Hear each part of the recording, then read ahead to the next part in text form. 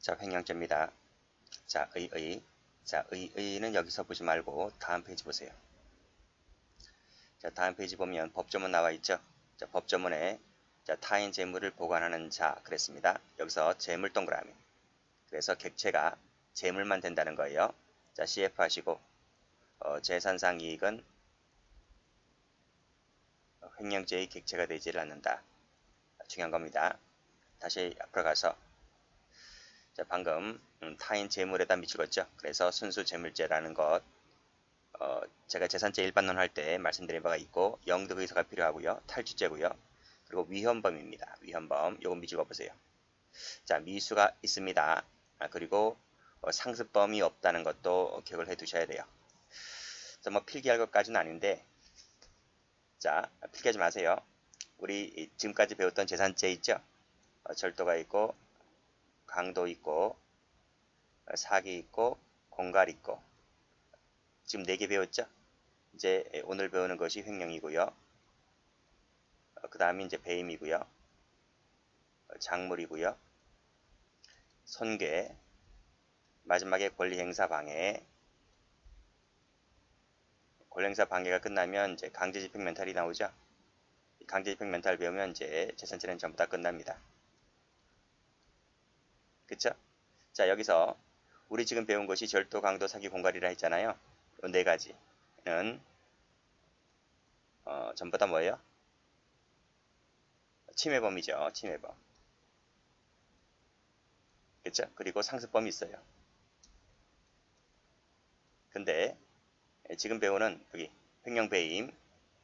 이 횡령배임은 침해범이 아니고 여기 나와 있죠. 위헌범입니다. 그리고 여기 상습범이 없어요. 됐나요? 자, 그리고 여기 마지막에 배우는 권리행사 방해하고 강제집행 멘탈 이 2가지 있죠. 이 2가지는 위헌범입니다. 그 위헌범 중에서 추상적 위헌범이죠.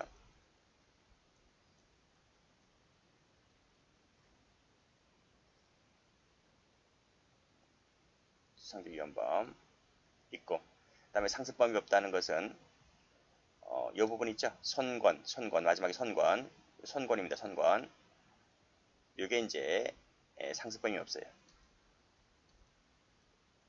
됐어요? 이건 전부 다 제가 이 상습범이 없다는 부분은 도표가 그 총론 교재에 가면 그 저 맨 끝에 형벌론 할 때 거기 도표가 있을 겁니다. 그래서 상습범이 없는 것은 횡령하고 배임, 손권이죠. 손권. 삼국지에 나오는 손권. 횡령 배임했다. 횡령 배임했다. 손권이가 횡령 배임했다는 것은 상습범이 없어요.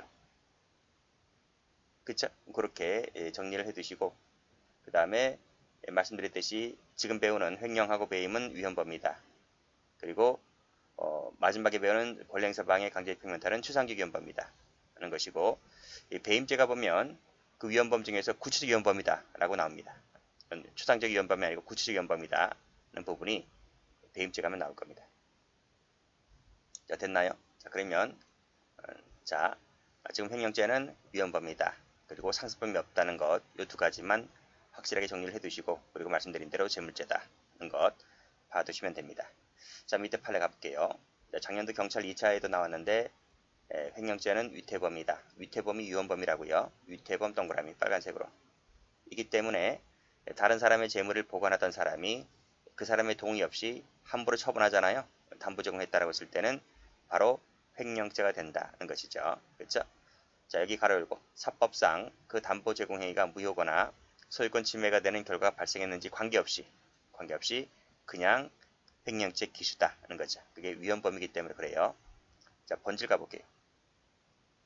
자, 본질 영득행위설이 현재 통솔과 판례입니다. 그래서 판례라 그랬죠. 판례. 그래서 대부분의 판례가 뭐 10개가 있으면 그 중에 9개는 전부 다 영득행위설입니다. 거의 대부분이 영득행위설 쪽으로 판례가 나와주고 있다. 그래서 영득행위설은 뭐냐면 위탁된 타인 재물을 불법하게 영득하는 데에 횡령죄 본질이 있다는 견해인데 이 견해에 따르게 되면 당연히 횡령죄가 성립할 때는 영득의사를 요한다는 것이죠. 그래서 올라가 보시면 여기 영득제라고 했을 때 이것은 통솔과 판례, 즉 영득행위설에 따랐을 때 영득제다라고 얘기를 하는 거죠. 자, 요 예는 그냥 눈팅만 하세요. 일시적 무단행위, 손괴, 은닉 목적의 처분행위 같은 경우는 영득의사가 없기 때문에 따라서 영득행위설에 따랐을 때는 횡령이 되지를 않게 되는 거죠. 자, 됐죠? 자, 이 월권행위설인데 월권행위설은 원래 공부할 필요가 없었습니다. 그런데 작년도 경찰 2차 시험에 이 월권행위설이 등장했단 말이죠. 통솔 판례는 아닌데도 불구하고 등장했다. 그래서 이런 소수설까지도 묻고 있다는 거예요. 자, 이 월권행위설이라고 하는 것은 권한을 초월하는 행위를 했을 때 횡령이 된다는 견해입니다. 그래서 권한 초월이면 월권이죠. 월권. 권한을 뛰어넘을 월자자. 뛰어넘을 월. 권한을 뛰어넘었을 때 횡령이 된다는 견해이기 때문에 이 견해에 따르면 영득의사를 요하지 않는다는 것이죠. 이게 작년도 기출입니다. 그렇게 받으시고, 자, 뭐 얘는 뭐 앞에 있는 그 사례와 상반되는 거죠. 일단 이렇게 정리해 두세요. 영득행위설에 따랐을 때 영득의사를 요한다. 월권행위설은 그딴 거 필요 없다. 권한만 초월하면 횡령이 된다. 이렇게 정리를 해 두시고, 자, 판례 하나 볼게요. 자, 판례 보시면 이 두 가지 학설이 전부 다 포함하고 있는 판례가 있습니다. 한번 읽어볼게요. 횡령행위란 영득의사를 실현한다. 실현한다라고 했을 때 실현설이 되는 거예요. 실현설. 실현설인데 뭐 실현설이란 말은 굳이 없습니다. 그렇죠? 영득의사를 요한다는 거죠.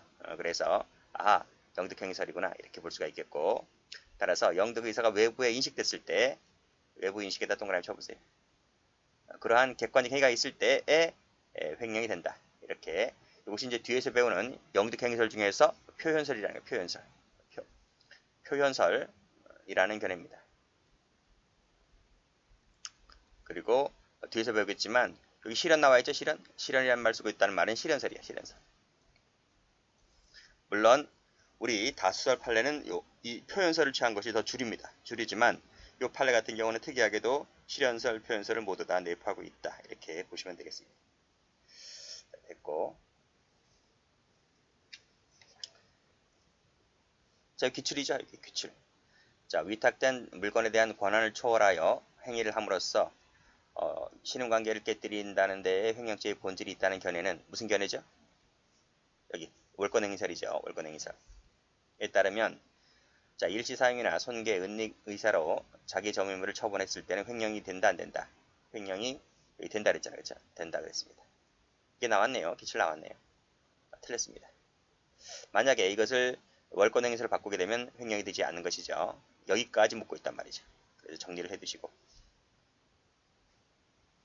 자, 그럼 횡령죄를 갑니다.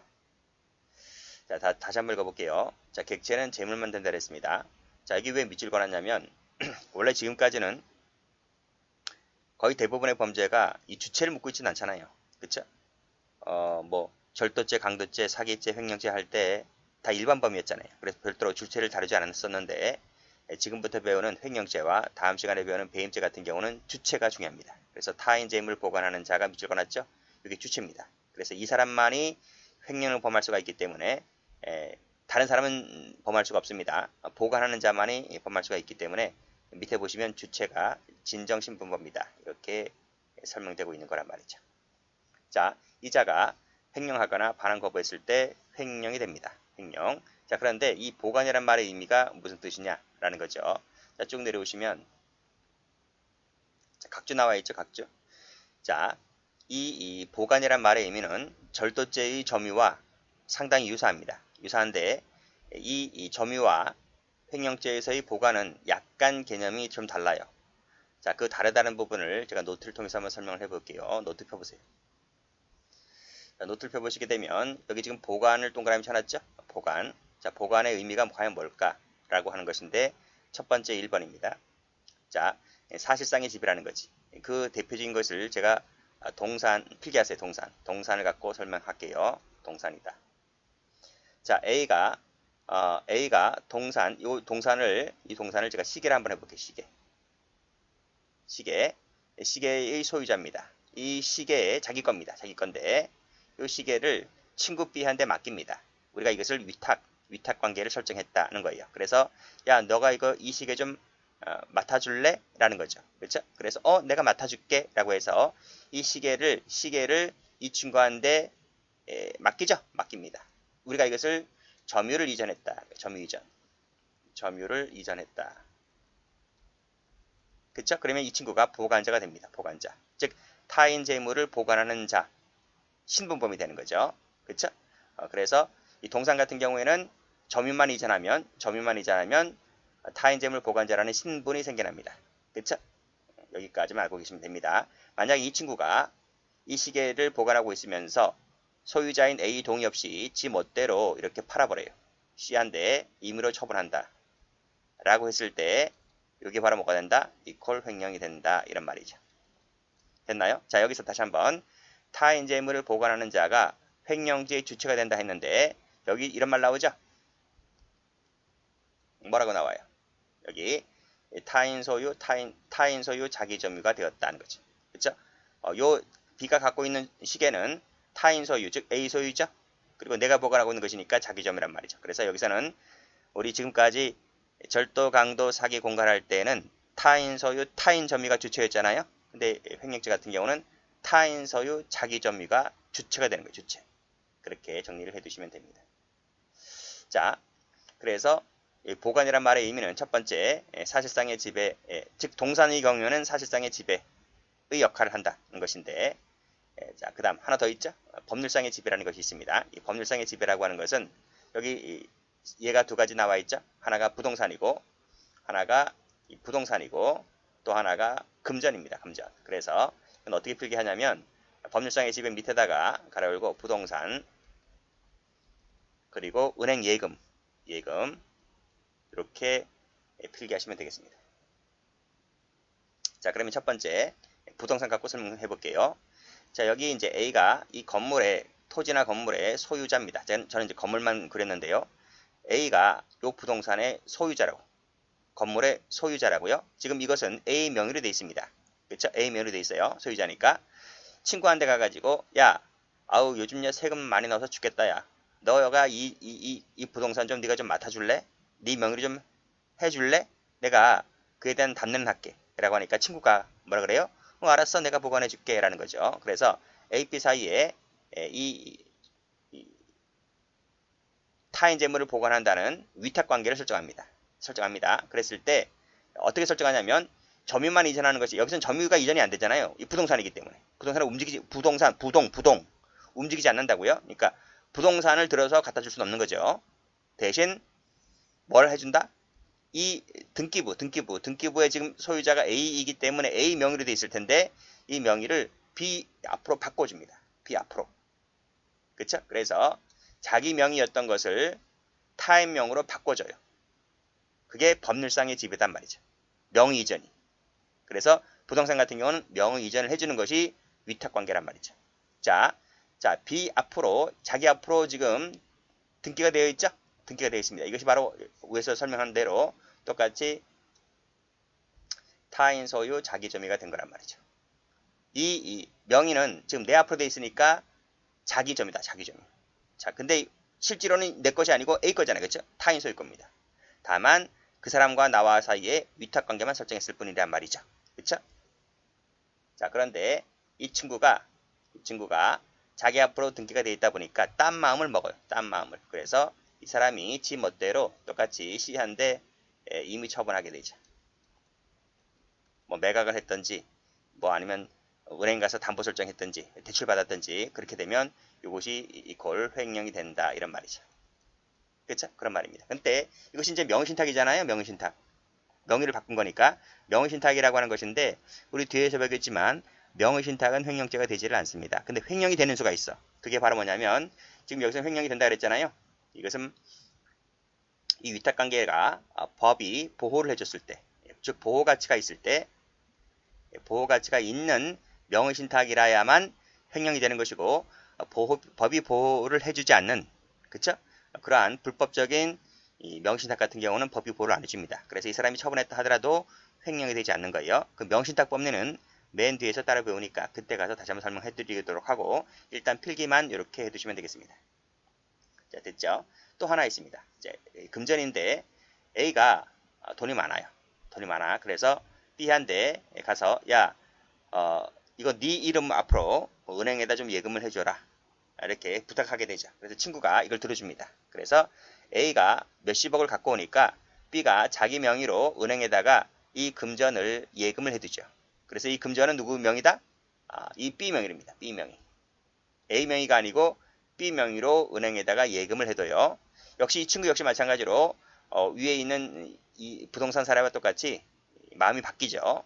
마음이 바뀌어서 이 돈을 지 멋대로 인출하거나 아니면 A가 나중에 반환 청구를 했다 했을 때 이 B가 거부합니다. 그러면 이것이 바로 뭐가 된다? 횡령이 된다. 횡령이 된다. 역시 이 B가 은행에서 자기 명의로 예금해뒀을 때 법리가 똑같이 올 거라. 타인 소유 자기 점유가 되었다는 것이죠. 이 자기 거 아닙니다. A 거지. 그냥 내가 법적으로 은행에서 법적으로 내 명의, 주민등록번호랑 실명 이런 것을 갖고 계좌를 개설하잖아요. 그것이 바로 법률상의 지배관계가 설정되었다는 것이죠. 그래서 다시 올라가 보시면 횡령죄에서 말하는 보관이라는 말의 의미는 사실상의 지배뿐만 아니라 법률상의 지배까지 동시에 갖게 된다는 것이죠. 그 점에서 절도죄의 점유랑 좀 개념이 좀 다른 거죠. 절도죄는 다시 기본서 가보시면 절도죄의 점유는 사실상의 지배밖에 없었습니다. 그렇지만 횡령죄의 보관 같은 경우는 방금 말씀드린 대로 사실상의 지배, 이건 동산이라 그랬습니다. 동산. 그리고 법률상의 지배는 부동산하고 은행 예금이 있다. 이렇게 정리를 해두시면 되겠습니다. 자, 올라갑니다. 올라가면 자, 보관. 방금 말씀드렸습니다. 개념 정의. 첫 번째 부동산. 자, 부동산 같은 경우는 보관자의 지위는 점유가 아닙니다. 점유가 아니고 그 부동산을 처분할 수 있는 권능이 있느냐, 권능이 있느냐, 없느냐를 갖고 보관자의 지위를 갖고 따집니다. 자, 그러면 다시 한번 노트 펴볼게요. 노트를 펴보시면 자, 여기 제가 부동산 사례 설명드렸죠? 그쵸? 자, 여기서 명시탁 법률은 뒤에서 따라 설명한다 했습니다. 지금 법적으로는 이 건물 명의가 지금 B 앞으로 돼 있잖아요. 그쵸? 이 사람은 대외적으로 처분 권능이 있는 거예요. 처분 권능이. 자기 명의로 돼 있다 보니까.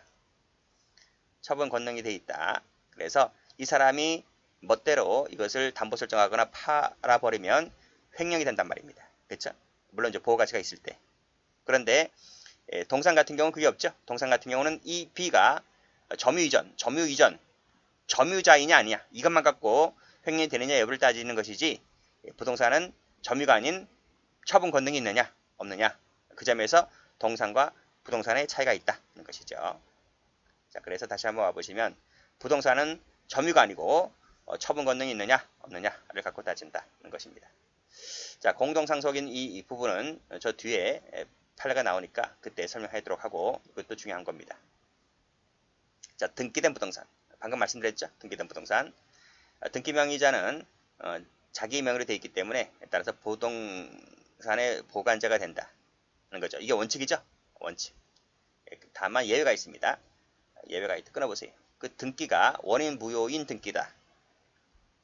또 위탁자가 소유권을 취득할 수 없는 경우일 때에는 보관자가 안 됩니다. 그렇죠? 그런 판례가 있습니다. 자, 밑에 판례 가볼까요? 여기 나와 있네. 원인 무효 등기죠. 자, 원인 무효 세무 쳐보세요. 무효인 등기 같은 경우에는 그 부동산을 법률상 유효하게 처분할 수 있는 권능이 있어 없어? 없어. 그래서 보관자가 되지를 않는다는 것이죠. 자, 노트를 다시 한번 펴보세요. 원인 무효 등기가 어떤 건지 말씀드려 볼게요. 여기 있죠. A가 을이 토지를 갖고 있습니다. 갑이란 사람이 을 몰래 이렇게 등기를 자기 앞으로 해와요. 몰래. 원래 등기라는 것이 합의하에 등기가 넘어오는 거잖아요. 근데 합의 없이 지금 몰래 어떻게 등기를 해옵니다. 이것은 원인 무효 등기입니다. 원인 무효 등기. 자, 이제 이 등기가 이 토지가 자기 앞으로 돼 있죠. 이것을 지 멋대로 처분합니다. 이거 횡령이 될까요, 안 될까요? 이게 안 된단 말이죠. 왜? 처분 권능이 없는 자가 처분했기 때문에. 그리고 이런 것은 법적으로 보호를 안 해주죠. 그래서 처분했다 하더라도 다 횡령이 되는 것이 아니고 이때는 처분 권능도 없을 뿐더러 원인 무효 등기라서 횡령이 되지 않는다는 내용의 판례입니다. 출제가 잘 됩니다. 다시 한번 와보시면 원인 무효 방금 말씀드렸어요. 자, 됐고, 자, 다시 올라가서 등기는 그렇다 치고 미등기는 어떨까? 미등기는 그때는 등기가 없기 때문에 그 부동산을 사실상 관리 지배하고 있는 자가 있을 것 아니겠습니까? 이 자가 보관자가 됩니다. 그렇죠? 그렇게 정리해 두시고 지 멋대로 팔아먹거나 지 멋대로 자기 앞으로 보존 등기를 하거나 그렇게 되면 실제 소유자에 대한 관계에서 횡령이 된다는 내용의 판례입니다. 그것이 밑에 나와 있는 거죠. 여기 보시면 미등기 건물 같은 경우에는 현실적으로 그 부동산을 관리 지배하고 있는 자가 보관자가 되는 것인데 따라서 실제 땅 주인, 건물 주인 동의받지 않고 지 멋대로 보존 등기를 해버리면 그것이 횡령이 된다. 이런 얘기입니다. 이 판례도 뒤에 나올 겁니다. 자, 그렇게 정리를 해두시면 되겠습니다. 자, 그리고 또 볼 것이 은행 예금 말씀드렸죠. 타인 금전을 위탁받아서 은행에 자기 이름 앞으로 예금 통장을 개설해서 예금을 해두죠. 그러면 법률적으로 보관자가 되기 때문에 이 친구가 이미 소비하거나 돌려주지 않거나 그러면 횡령이 된다는 내용의 판례입니다. 그것이 다음 페이지 가면 나와 있어요. 다음 페이지 가보면 여기 계좌명 신탁 나와 있죠. 여기 보시면 금전 동그라미 치시고 여기 금전 동그라미 치시고 그랬을 때 자기 명의로 예치하게 되면 이게 바로 보관자가 되거든요. 근데 그 친구가 어떻게 했습니까? 지 멋대로 소비하거나 지 멋대로 반환 거부하게 되면 횡령이 된다는 내용의 판례입니다. 출제무지 많이 돼요. 자, 올라가 보시면 자, 부동산 사건 나와 있죠. 여기 보시게 되면 부동산 같은 경우에 말씀드렸듯이 동산이 아니라 처분할 수 있는 권능이 있느냐 없느냐를 갖고 권능이 있느냐 없느냐를 갖고 따진다 이런 말이죠. 자, 그럼 볼까요? 중요한 판례인데 갑년은 남편이 사망하자 그 건물을 전처소생인 자식 을병과 공동 상속받았다는 거죠. 자, 근데 갑년은 이 건물을 혼자 단신으로 거주 관리해 오던 중에 이를 지 멋대로 팔았다는 거죠. 다른 사람의 공동 상속에 동의받지 않고 과연 횡령이 될 수 있을까라고 하는 것인데 자, 단독으로 팔 수 있는 권능이 있어 없어요? 권능이 없는 거죠. 팔으려면 다른 상속인들이 다 인감을 갖고 도장을 찍어줘야 돼요. 동의를 해줘야 됩니다. 물론 이제 동의를 그냥 안 해주겠죠. 뭐 얼마의 대가를 지불하고 그 동의를 받아야 되겠지만 자, 어쨌든 이 공동 상속한 자들 중에 한 사람이 다른 사람의 공동 상속집은 자, 여기 밑줄 한번 가보세요. 파란색으로 됐어요? 이 다른 공동 상속분의 상속집은 여기를 이렇게 세모를 쳐보세요. 이거는 뭐다? 처분 권능이 없단 말이죠. 지 멋대로 팔 수 있는 그런 성질이 아니란 말이죠. 그렇죠? 동의받아야 되는데 동의받지 않고 하는 것은 처분 권능이 없기 때문에 따라서 횡령이 되지를 않는다는 판례입니다. 중요한 판례입니다.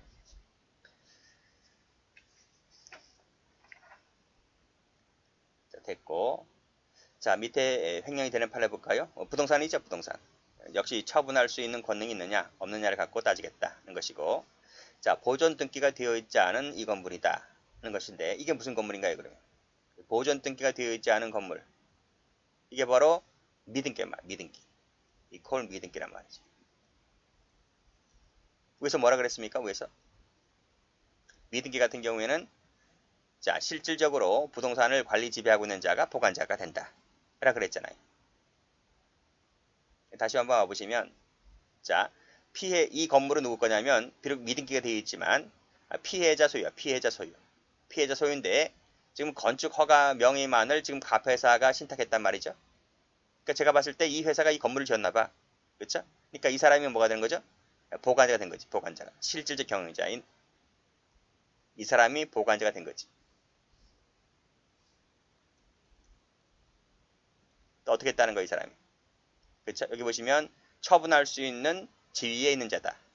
왜 이 사람이 실질적으로 그 부동산을 관리 지배하고 있는 자라고 본 것이기 때문에 따라서 이 사람이 자기 앞으로 보존등기를 하거나 아니면 보존등기 하고 팔아먹거나 그러면 이 피해자에 대한 관계에서 횡령이 된다.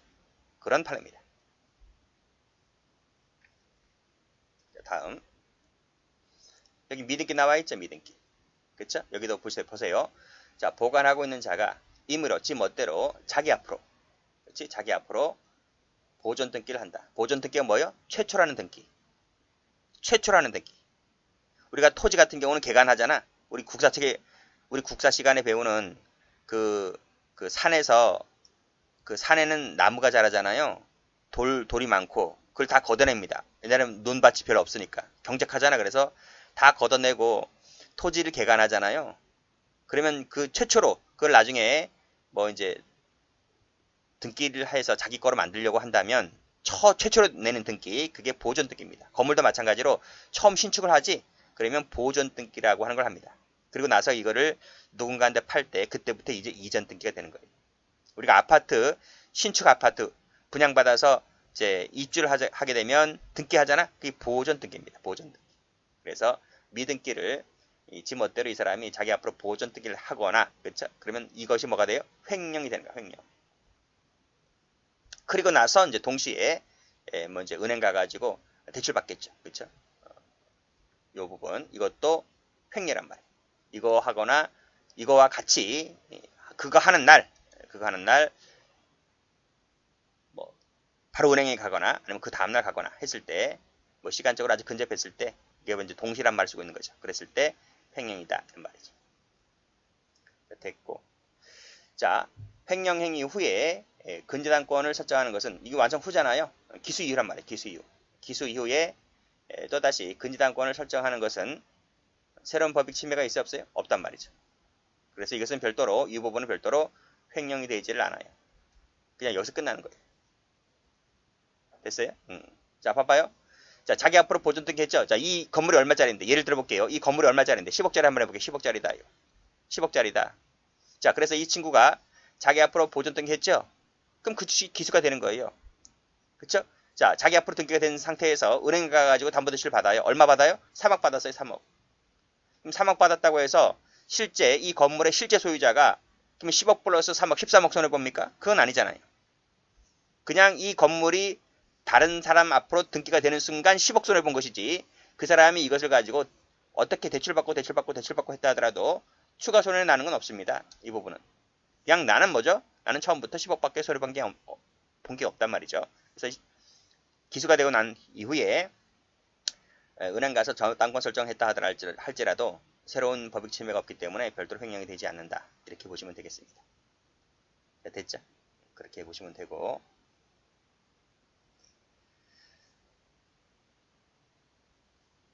자 3번 볼게요. 3번은 중요한 건데 별표 쳐볼게요. 여기 등록 나와 있네. 등록. 그리고 이제 차량이 나와 있어요. 자, 이 부분 설명드립니다. 여기다가 적을까요? 뭐 이제 노트도 나올 때가 됐는데, 노트 개정판일 때는 다 수록되겠지만은 지금 노트에는 반영이 안 돼 있어서 여기다 한번 필기를 한번 해볼까요? 자, 동산이 있죠. 부동산이 있죠. 노트 새로운 교재, 새 교재에 사시는 분들은 굳이 안 적어도 됩니다. 노트에 있어서. 그 예가 뭐였죠? 노트 동산의 예가 방금 봤잖아. TV라든지 시계. 부동산의 예로서는 토지나 건물. 두 가지 한번 비교 한번 해볼게요. 물론 이제 이 노트에서 설명 좀 드렸어요. 여기서 이제 동산하고 부동산 제가 설명을 드렸지만, 자, 동산 같은 경우에는 공시 방법이 뭐라고요? 공시 방법이 소유권 표시를 어떻게 해요? 점유 이전이잖아. 우리 마트 가서 물건 사면 돈 주고 물건 사오잖아요. 그럼 내가 물건을 건네받으면 내가 소유권 취득하는 거지. 그 소유권 취득이 공시 방법이란 말이죠. 점유 이전으로 공시 방법은 끝나는 거예요. 부동산은 등기죠, 등기. 등기란 말이. 누구 앞으로 등기가 되어 있느냐? 그게 이제 소유권 판별하는 부분 아닙니까? 그러면 중기 알아요? 중기. 자동차. 그쵸? 중기가 뭐예요? 우리 공사 현장에 가면 덤프트럭이죠. 덤프트럭. 포크레인. 그 포크레인이나 덤프트럭, 지게차 이런 것들이 중기입니다. 중기. 그쵸? 이것은 공시 방법이 뭘까요? 중기나 자동차는 어떻게 소유권 표시를 하나요? 제가 여기 적어드렸잖아. 여기 등록이라고. 등록. 그쵸? 등록이다. 등록을 통해서 공시 방법이 마련됩니다. 이 중기나 자동차는 동산인가요? 부동산인가요? 어려워요? 아니 움직이냐 움직이지 않느냐 생각하시면 돼요. 움직이지 않으면 움직이지 않으면 부동산인 거고 움직이면 동산인 거고 이 움직일 동자잖아요. 토지나 건물 움직이지 않잖아요. 그러니까 부동산인 거예요. 그럼 중기나 자동차 움직여야 안 움직여요? 움직이잖아요. 그러니까 동산인 거예요. 동산인데 그럼 앞에 봐봐요. TV나 시계는 동산인데 공시 방법이 점유 이전이잖아요. 그럼 중기나 자동차는 동산임에도 등록을 요하잖아요. 부동산은 등기잖아요. 등기나 등록이나 비슷한 거 아니에요? 그러면 중기나 자동차는 이것이라고도 볼 수 있고 이것이라고도 볼 수 있는 거예요. 그래서 중기나 자동차를 뭐라 부르는지 알아요? 준부동산이라고 해요. 준부동산. CF. 부동산에 준한단 말이에요. 부동산에 준한다. 이거로도 볼 수 있고 이거로도 볼 수 있고 성질을 다 갖고 있단 말이죠. 중개이거나 자동차는. 지금 제가 이걸 갑자기 왜 말씀드리냐?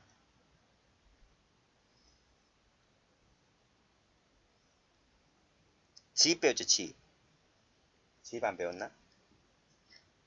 총론 시간 법인론 할 때 말씀드리는데 지입 회사가 있어요.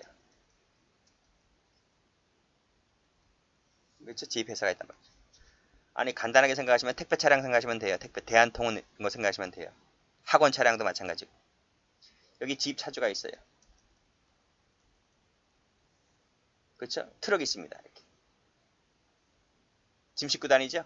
이 사람이 차량을 사요. 자기 돈으로. 실소유자지. 이 사람이. 근데 자기가 트럭을 뽑았다고 해서 밥 먹고 살아요? 밥 먹고 못 살지. 공사 일감은 어떻게 따올던데? 어떻게 따오려고. 그래서 그러한 부분이 있기 때문에 물론 개인 장사하면 제일 편하죠. 일감만 뭐 꾸준하게 들어오면. 근데 실제로 그렇지 않잖아요. 그래서 이 사람이 차량을 가지고 들어갑니다. 회사로. 그렇죠? 이제 회사에서 공고 내겠죠. 뭐 직원 뽑는다고 했을 때 지입차주를 뽑는다는 그게 이제 많이 나오잖아요. 그러면 이제 지입차주가 그걸 보고 이제 회사로 들어가죠. 우리가 이것을 지입한단 말이에요. 지입한다. 가지고 들어간단 말이죠. 지입한다. 그러면 지입하는 관계에 있어서 뭐 소유권의 부담 문제, 뭐 나중에 뭐 차량에 대한 뭐 보험금 문제도 있겠고, 뭐 여러 가지 뭐 잡다한 것도 있을 텐데 일단 그건 차치하고 지입한다라는 말은 등록을 한단 말이에요. 등록. 이 회사에 등록을 시킨단 말이죠. 여기 등록 나와 있잖아. 등록. 여기 등록 나와 있지. 그래서 이 차주가 트럭을 자기가 산 트럭이지만 회사로 들어간단 말이죠. 그러면 회사 앞으로 등록을 시킨다고. 그러면 등록을 시키는 순간 이 회사가 뭐가 돼요? 실질상 이 사람이 대외적으로 소유권자가 돼요. 자기 회사 앞으로 지금 등록돼 있기 때문에. 무슨 말인지 아시죠? 자, 그러면 이 사람이 이제 차주가 어떻게 되는 거죠? 보관자가 되는 거죠. 명의가 이제 이 회사 앞으로 바뀌었기 때문에 보관자가 되는 거예요. 근데 이 친구가 이 차량을 어떻게 한단 말이에요? 이 차량을 판단 말이에요. 제3자에게. 지 멋대로. 회사 동의받지 않고 임의로 처분한단 말이죠. 임의 처분하는 종류는 많아요. 매도를 하든지 뭐 담보 설정하든지 은행 가서 뭐 대출 받든지 할 수도 있잖아요. 임의 처분하게 되면 이것이 횡령이 돼야 안 돼요. 될 것 같아요? 안 될 것 같아요? 아 지금 등록이라 했잖아요. 등록. 여긴 등기고요. 자 부동산은 앞에서 뭐라고 했어요? 횡령이 되는지 안 되는지는 처분 권능이 있느냐 없느냐. 처분 권능이 있느냐 없느냐 갖고 지금 횡령이 되느냐 안 되느냐 갖고 따졌잖아요. 동사는 점유를 갖고 따졌고요. 동사는 횡령이 되는지 안 되는지 점유를 갖고 따졌고 부동산은 등기가 되었느냐 안 되어 있느냐 처분 권능이 있다 없다 갖고 따졌고 그럼 중기나 자동차는 동사는 그렇고 부동산이 그랬다면 중기도 마찬가지로 등록 갖고 따져야 되는 거 아니야? 그렇잖아요. 지금 등록이 누구 앞으로 돼 있단 말이에요. 등록이 지금 회사 앞으로 돼 있어요. 회사 앞으로. 그럼 회사 앞으로 돼 있단 말이죠. 그래서 이 차주가 이 차량을 지 멋대로 처분하면 자기 앞으로 등록되어 있는 것도 아닌데 처분하면 횡령이 돼요 안 돼요? 돼, 안 돼? 안 되지. 안 되잖아. 그게 옛날 판례란 말이죠. 그 옛날 판례 볼게요. 여기 보세요. 소유권 취득에 등록이 필요한 차량에 대하여 이것은 동산처럼 점유가 갖고 따지는 게 아니라 등록된 차량을 제3자에게 처분할 수 있는 권능이 있느냐 없느냐. 그러면 이 사람이 권능이 있어 없어? 권능이 없지. 회사 앞으로 지금 등록되어 있는데. 그래서 횡령이 되지 않는단 말이죠. 횡령이 되지 않는다. 옛날에는 횡령이 된다 했거든. 지금 여기 나와 78도 1714 뭐 2004도 3276 이런 옛날 판례들은 처분 권능이 있느냐 없느냐를 갖고 따졌기 때문에 이 사례 같은 경우에는 횡령이 되지 않는단 말이죠. 그게 옛날 판례였는데 지금 이 판례를 지금부터 뒤집어 엎겠다는 거지. 바꾸겠다. 언제? 2015년 6월 25일자 2015도 1944 판례부터 바꾸겠다는 거야.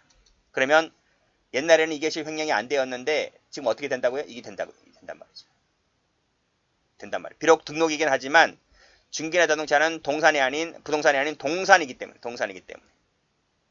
그렇죠? 그래서 이것이 왜 지금 문제가 되어서 횡령죄를 처벌하냐면 이 차량이요. 대포차로 바꿀 수 있어요. 대포차로 바뀌어서 범죄 행위로 쓰일 수가 있고 그 다음에 또 해외로 팔아먹을 수 있잖아요. 뭐 자기 차량이 자기 명의로 된 차량인데 이것이 배 타고 가가지고 막 우즈베키스탄 뭐 튀르키 무슨 스탄 뭐 다른 이런 그 개발도상국 저 밑에 있는 국가들 막 넘어가요. 아프리카로 막 넘어가고.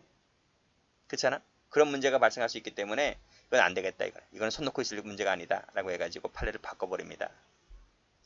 그래서 지금부터 어떻게 바꿨어요? 이렇게 바꿨단 말이죠. 지금은 이게 나오면 틀려요. 이렇게 나오면 틀려요. 아시겠죠?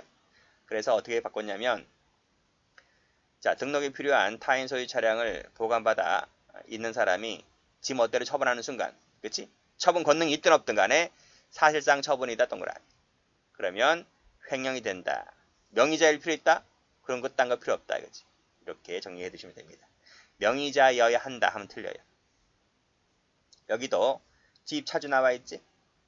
그리고 지입 차주로부터 위임받은 사람이 있지? 이 사람이 지 멋대로 처분하면 횡령이다. 이렇게 보시면 되겠습니다. 자, 그 다음이 예금이죠. 예금은 공동명의로 예금을 개설했다는 것이죠. 그랬을 때는 각각의 명의자가 모두 다 보관자가 됩니다. 보관자가 되기 때문에 그 중에 한 사람이 꿀꺽 해버리면 횡령이 된다는 얘기죠.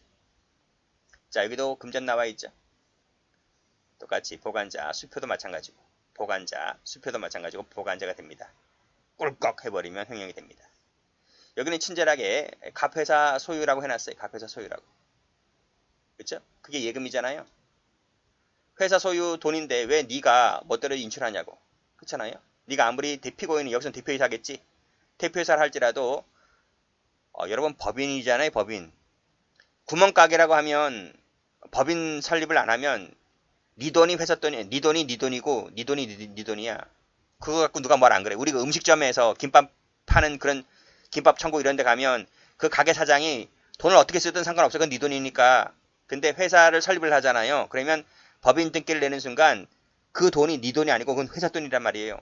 그걸 네가 네 멋대로 쓰게 되는 순간 닌 깜빵 가요. 횡령죄로. 자, 이 피고인이 회사 사장이라 할지라도 자, 네가 경영권을 인수했으니까 이 사람이 대표이사가 됐겠지. 그 회사 돈을 네 멋대로 쓰면 안 돼. 그거를 대출금 변제라고 해서 네 멋대로 쓰잖아요. 이게 대출금 변제가 뭐야? 바로 뭐야? 네 멋대로 쓰는 거지. 그게 바로 뭐다? 그치, 횡령이 된다는 얘기지. 그쵸? 여기 나와 있는 마지막 줄. 이렇게 정리하시면 되겠습니다. 여기까지 합니다.